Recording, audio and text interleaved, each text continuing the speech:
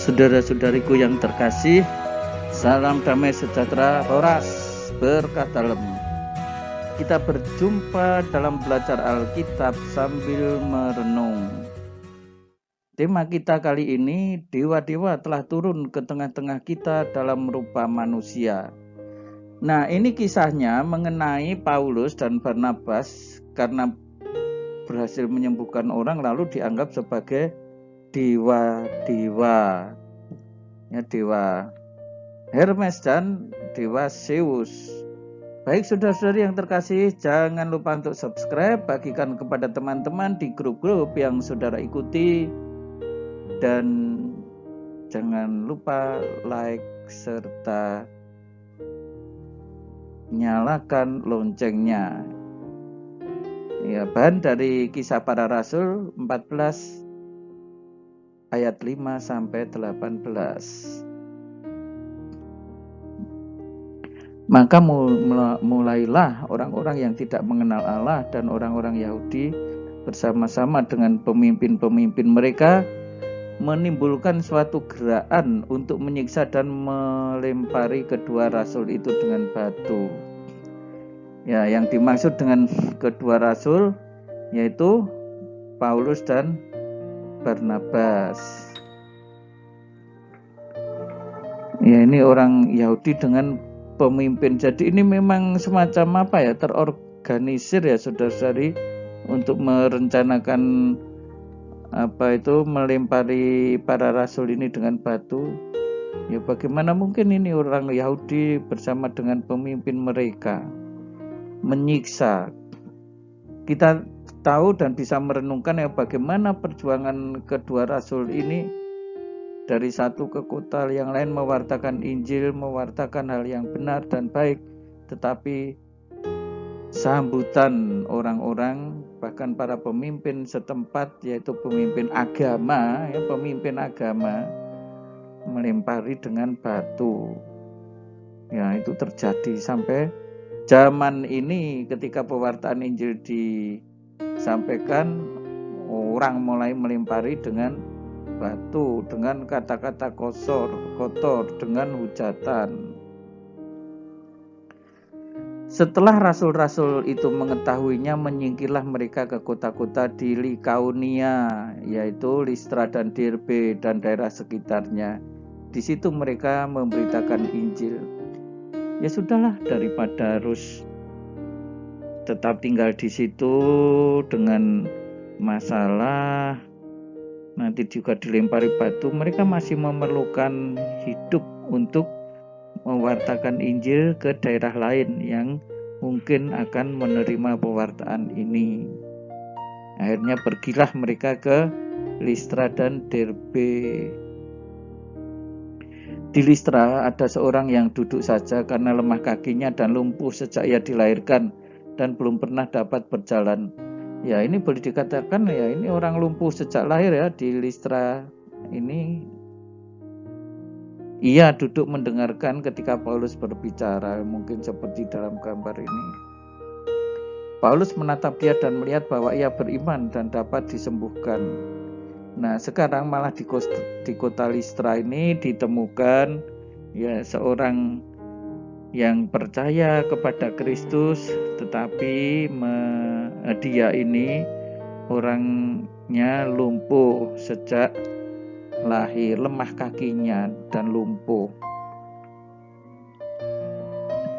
Kata Paulus dengan suara nyaring, "Berdirilah tegak di atas kakimu."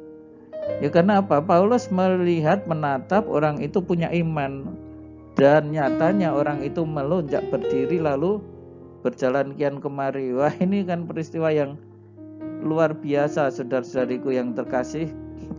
Ketika orang banyak melihat apa yang telah diperbuat Paulus, mereka itu berseru dalam bahasa Likaonia, "Dewa-dewa telah turun ke tengah-tengah kita dalam rupa manusia." Nah, ini gambaran dewa-dewa dalam mitologi Romawi dan Yunani pada masa itu. Ya, ini daerah Yunani mestinya. Barnabas mereka sebut Zeus, dan Paulus mereka sebut Hermes karena ia yang berbicara. Nah ini kalau Paulus dan Barnabas itu mencari keuntungan bukan untuk mewartakan Injil, mencari cuan, ya ini untung banyak kalau seperti ini, karena sampai-sampai mereka ini dianggap sebagai orang setingkat dewa, ya, dewa-dewa dalam rupa manusia. Wah ini kalau dia ingin kaya, dia ingin kedudukan, dia ingin jabatan, ini kesempatan bagus. Tetapi kedua orang, Paulus dan Barnabas ini tidak menggunakan kesempatan itu untuk hal-hal yang enggak benar, untuk hal-hal yang tidak baik. Nah, kita pun mestinya jangan pernah ya menggunakan kesempatan yang ada untuk mencari untung atau untuk mencari hal yang tidak benar atau tidak baik. Nah ini sekedar keterangan saja. Menurut mitologi Yunani, Hermes adalah putra Zeus. Oh itu berarti justru anak ya dari Zeus. Dan Maya putri Atlas dan salah satu Pleiades. Hermes umumnya diyakini telah lahir di sebuah gunung di Silene di Arkadia. Hermes adalah pembawa pesan para dewa. Dalam mitologi Romawi, Hermes dikenal sebagai Merkurius. Oh ini dewa Merkurius dalam mitologi Yunani, dalam mitologi Romawi. Dalam mitologi Yunani sebutannya Hermes, di Romawi Merkurius, itu orang yang sama. Lalu satunya siapa? Zeus adalah raja para dewa dalam mitologi Yunani. Zeus tinggal di gunung Olympus. Nah, lalu ada Olimpiade, itu munculnya dari sini. Zeus adalah dewa langit dan dewa petir. Wah, ini makanya dia memegang petir.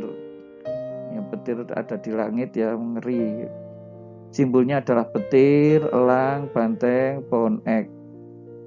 Zeus adalah anak dari Kronos dan Rhea.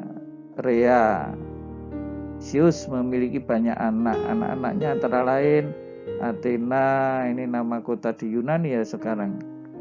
Apollo, itu juga nama dewa yang kita terkenal.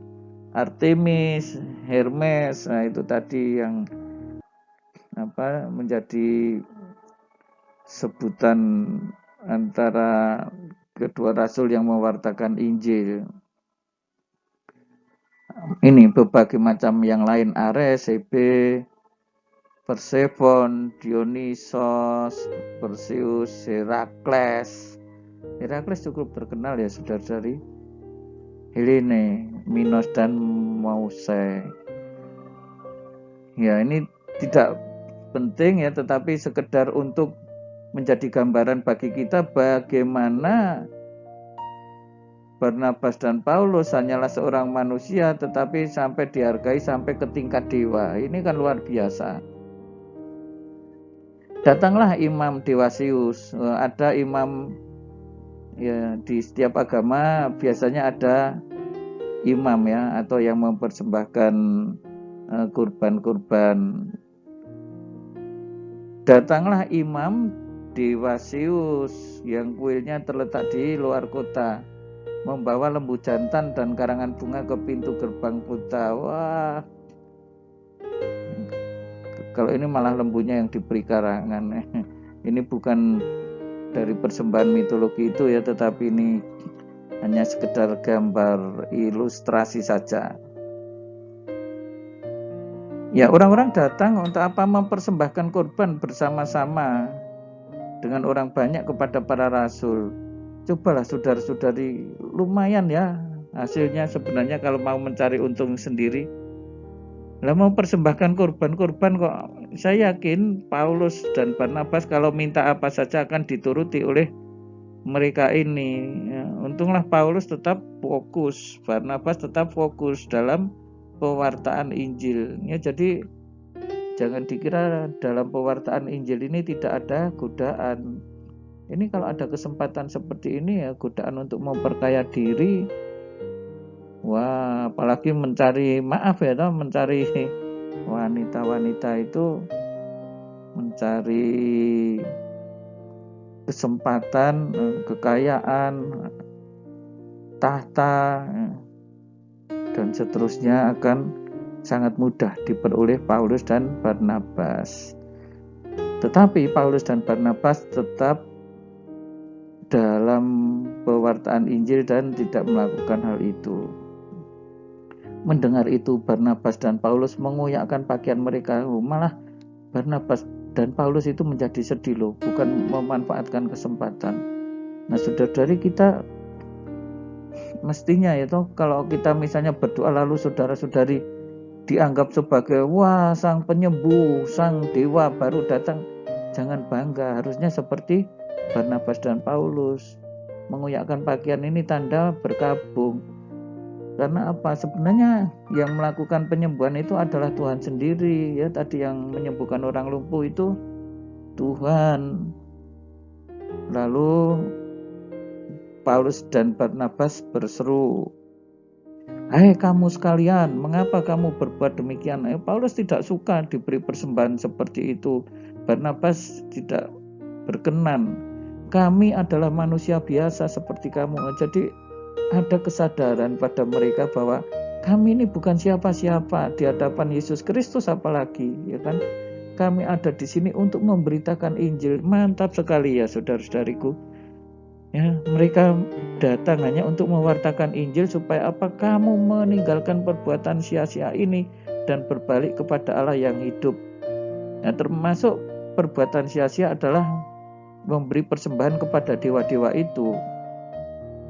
Ya, harusnya berbalik kepada Allah yang telah menjadikan langit dan bumi, laut dan segala isinya.